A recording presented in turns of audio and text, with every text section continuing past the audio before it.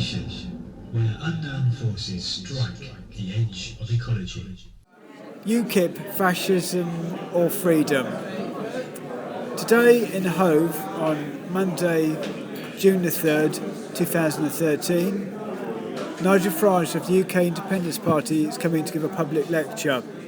The public have been asked to come, they don't have to be members of UKIP. However, there's also a counter demo planned by a group called United Against Fascism, which is actually an umbrella of several local groups who may or may not be aligned or agree on all points, but were advertised on a leaflet given out the previous week. We're now going to hear a little bit of audio from outside Hove Town Hall, recorded that evening, and then we're going to speak to someone who's been into the meeting to hear what Nigel Farage had to say.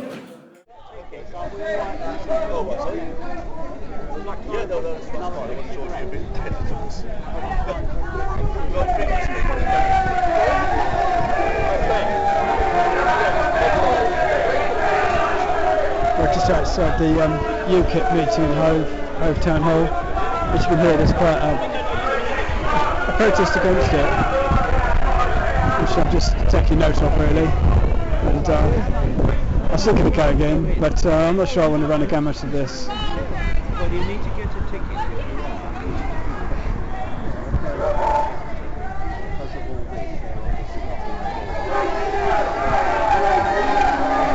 This is a shout to get members of the public going in to hear Nigel Farage, which, again, whatever you think of politics, you should be allowed to go to a meeting to hear someone, but I think they'd be shouting at politicians like this, not the public who are invited to come. So.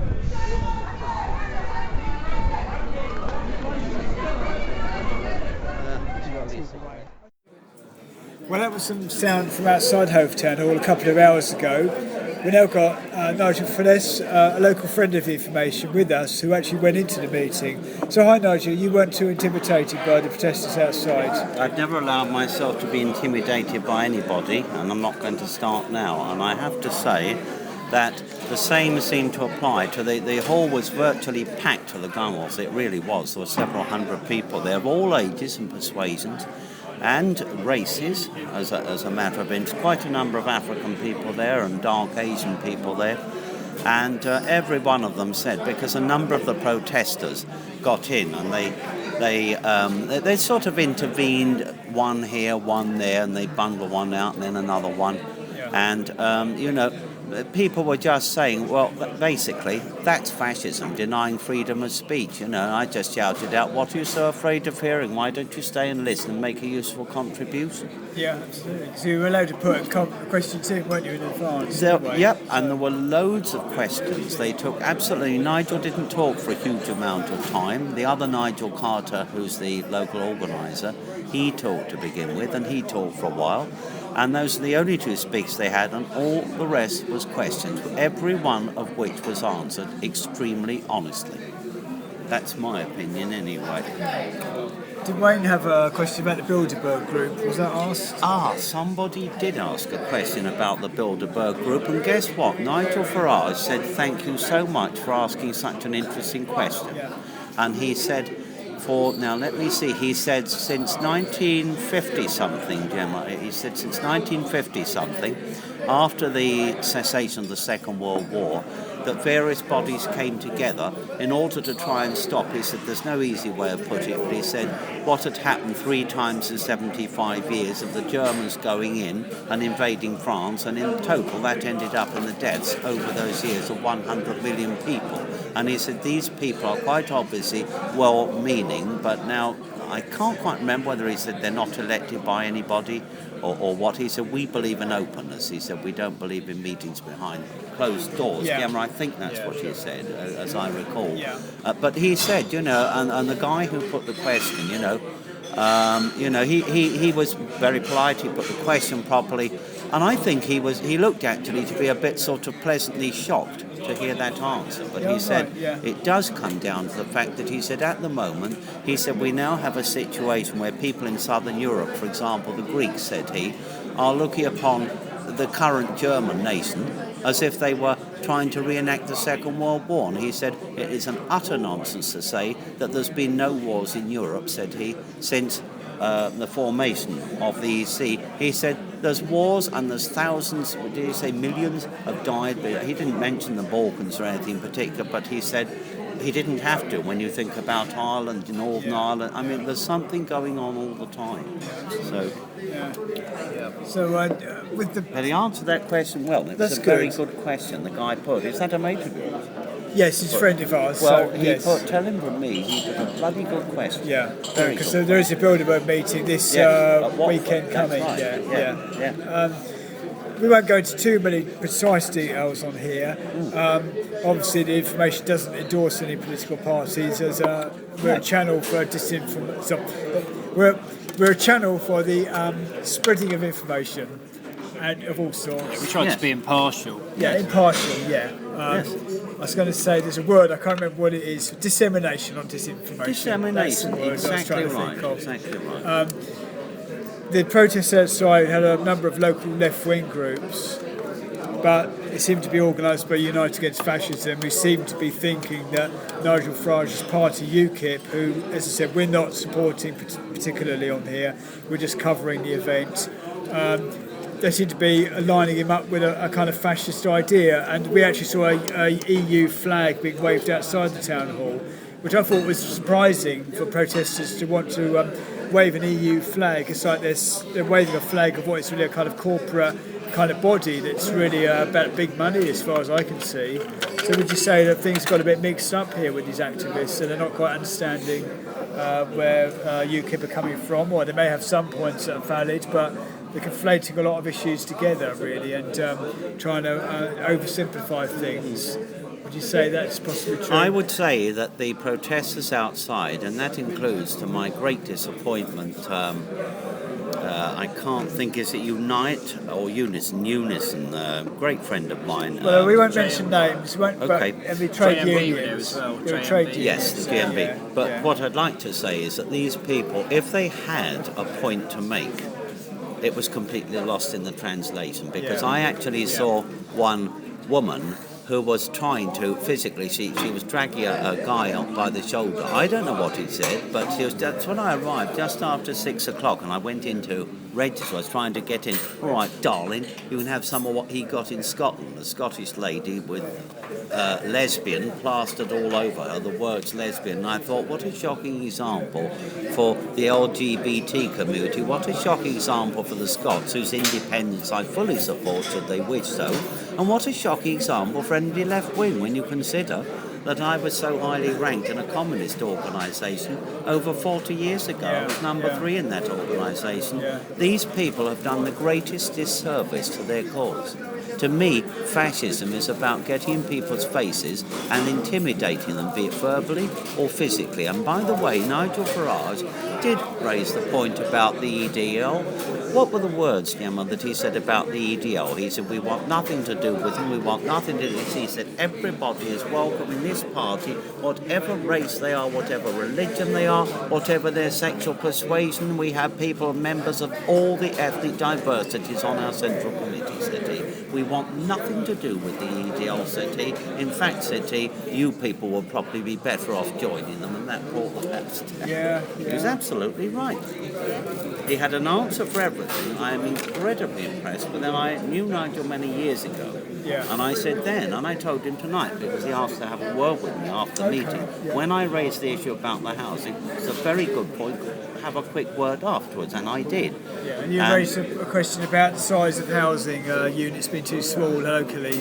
Not just that, but I asked, had UKIP got a policy? What was UKIP's policy on housing? So I said, the one thing I haven't heard, either tonight or elsewhere, is any mention from yourself, Nigel, or from UKIP on the crisis that besets this city, and indeed the crisis that besets this country. I said, and that is the chronic lack of housing. I said, and if I may indulge for a moment, I said, here, I said, in this city, I said, we have every single political party, not least the so-called Green Party, who would like to squeeze people into so-called affordable accommodation, whereby a double bedroom has a 2-foot wide door and a 3-foot space for a bed. I said, and not even room for a wardrobe. I said, and to borrow the words of a colleague, and that is Valerie Painter some years ago, this is not social housing, this is battery housing for battery people. I said, I'd like to know your answer to that. For a start, said he, no more building on green fields. There's any number of brownfield.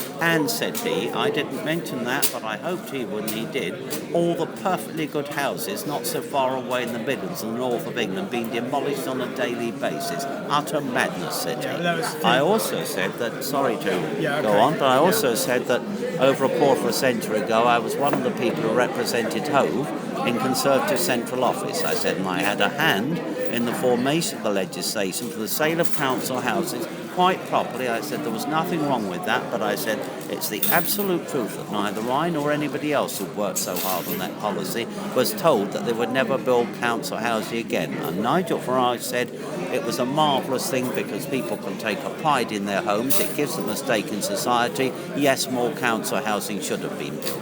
So there's an honest, straight answer. I've never been to a meeting before where I haven't got mealy-mouthed speak.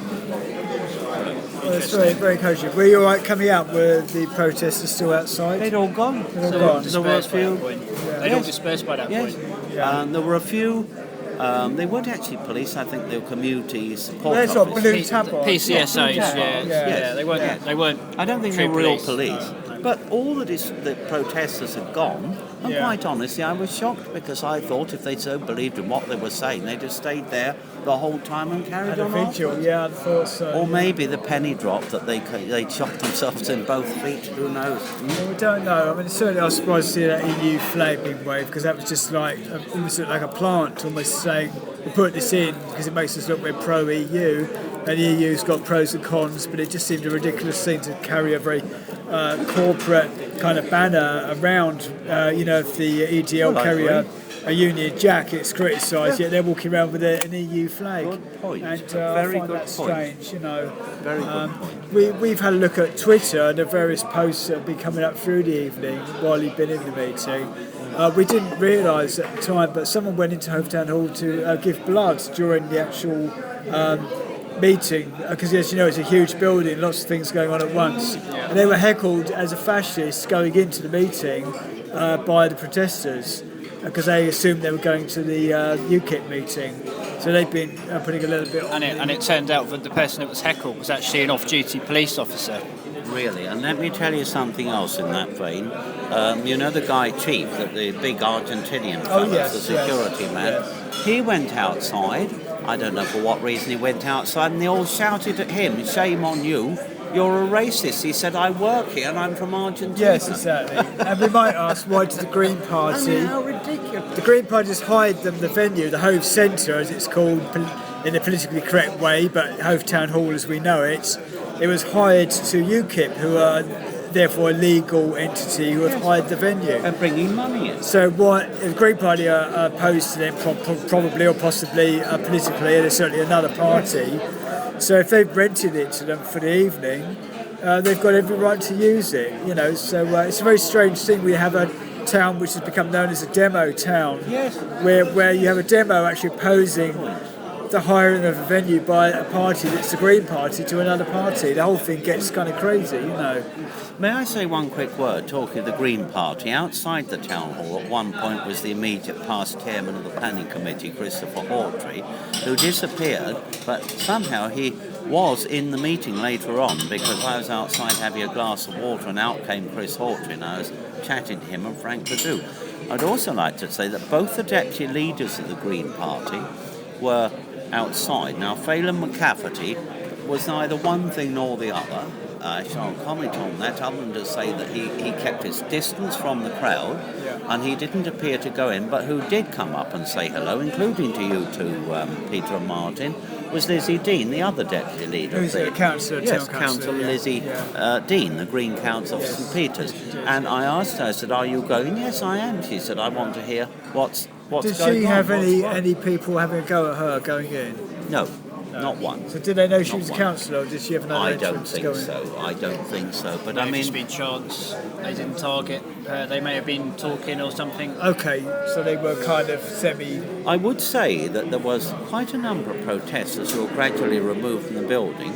Now, quite obviously, there'd been no sort of rigid regime. You had to sign a form with your, quite properly, name and address, telephone, in order to be given a ticket. Yeah. And that, I think, is perfectly reasonable. It's not ask you to join. They said, we're not asking you to join. We have to do this for security and fire regulation.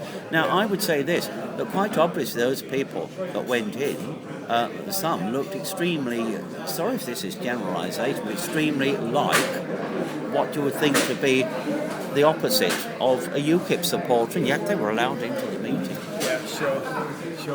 Well, it was an open meeting for anybody to attend, which is what we must stress on here. It wasn't a meeting for UKIP members, it was a public meeting to come and hear what Nigel Farage had to say. And you could come along and hate everything he said, but you were allowed to go and listen. And what the protest seemed to be doing is saying you can't have the right to even come and listen. And I agree with some of what Nigel Farage says. Some of the things his party have said, I think, are a bit dubious. But you could go and criticise that, or hear it at least. But this protest seemed to be saying, no, you can't go near it. And if you do, you're a fascist. And if you're walking past the building, even for no other reason than you're in the area, you seem to be being branded a fascist, which is a crazy thing to do. One protester had her hand up, and of course to ask a question. And of course, straight away, when the lady over there, they went to her, she shouted, "You're racist scum."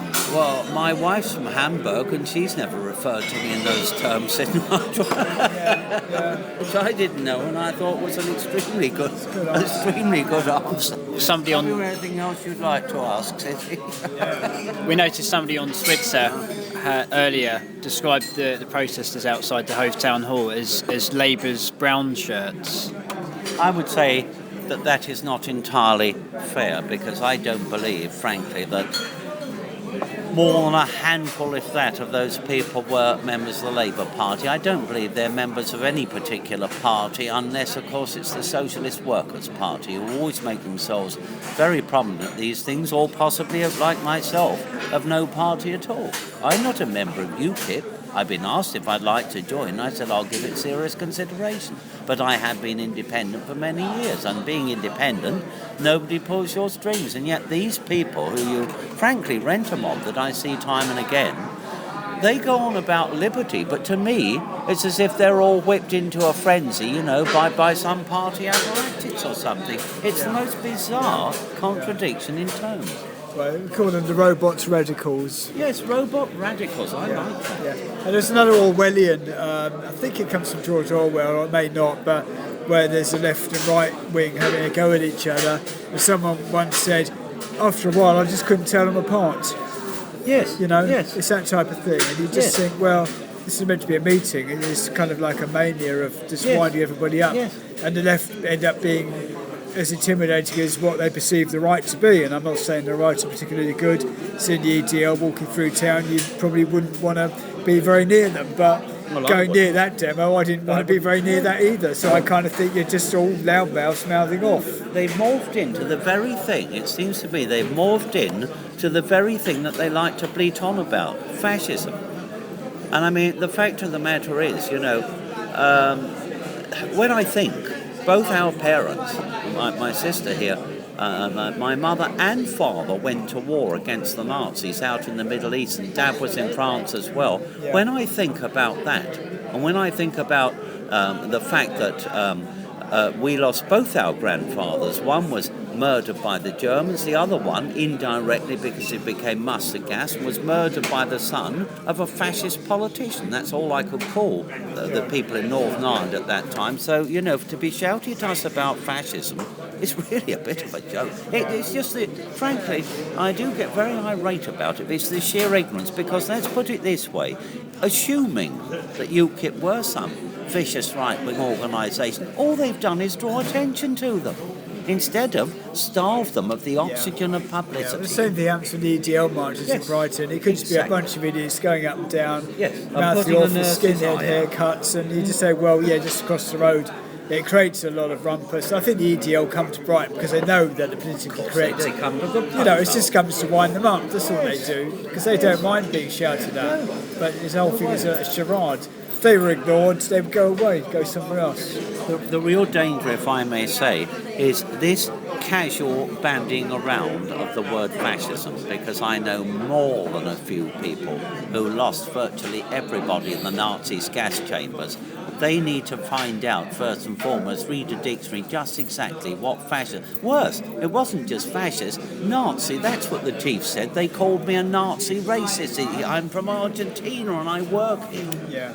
Nazi, not even fascist. They don't know the meaning of the word. It's crazy. History today, that's the trouble. Yeah. The little lady outside, when we walked out, she was talking to one of the policewomen, and she was upset because she said, I'm of mixed race, and they called me a Nazi and a fascist and a racist. Well, exactly. And what are we with? But barely a drop of English blood in us. Jewish, Romani and largely Irish, from both the north and the south, and from both sides of that divide. Hardly likely to attend a racist meeting or a fascist meeting. Yes. They're patently ridiculous, and frankly, if I didn't know better, in fact I will allege that I think these people are agents provocateurs or something like MI5 or MI6, because they are destroying the left wing's credentials, and I don't want to see the left wing destroyed. We need an opposition. Now we need a good left wing. Not I mean, the proper Labour Party and proper I think there are socialism some is a very provocateurs, I really good do. thing.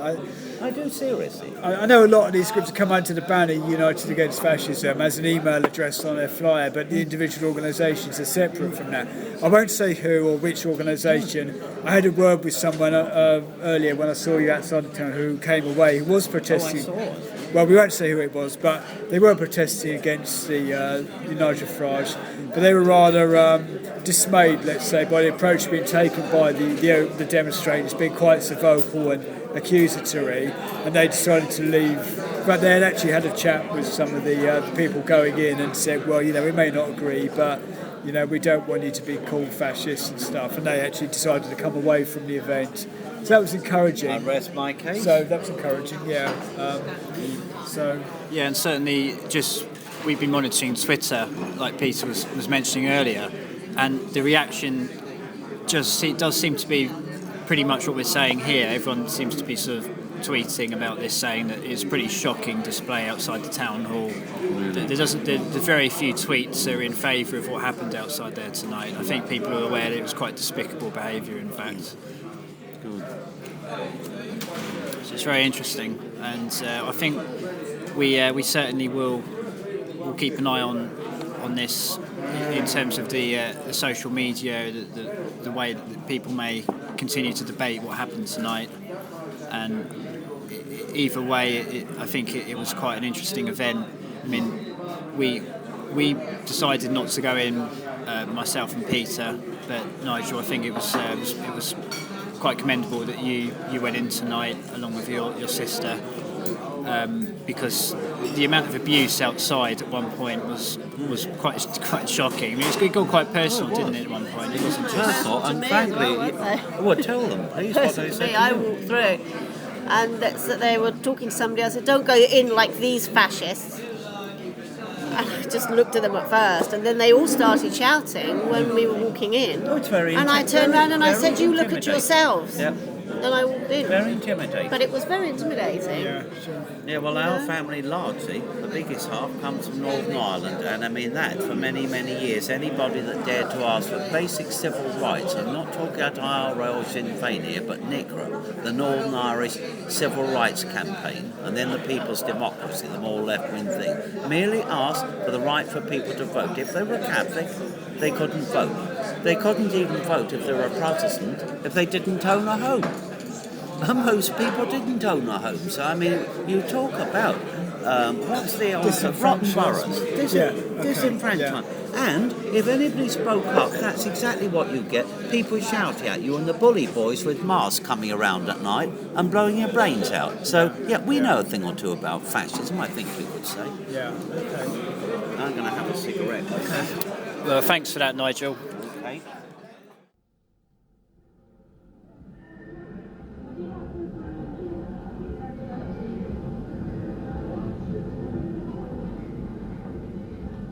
The information where unknown forces strike the edge of ecology.